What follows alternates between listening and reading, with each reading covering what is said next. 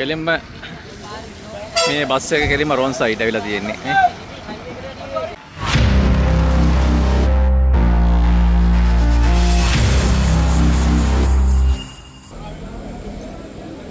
තනිකර රෝන් side bus එක.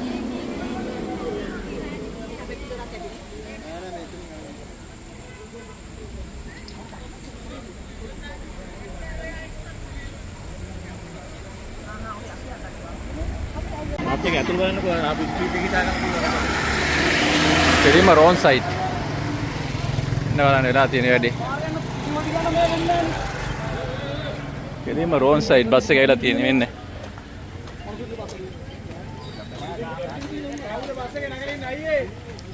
ඉන්න බලන්න වෙලා තියෙන වැඩේ.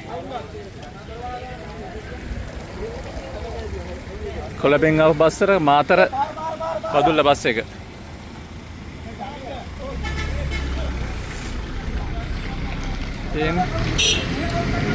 මාතර බදුල්ල. කෙලින්ම මේ බස් එක කෙලින්ම රෝන් සයිඩ් ඇවිල්ලා තියෙන්නේ නේ.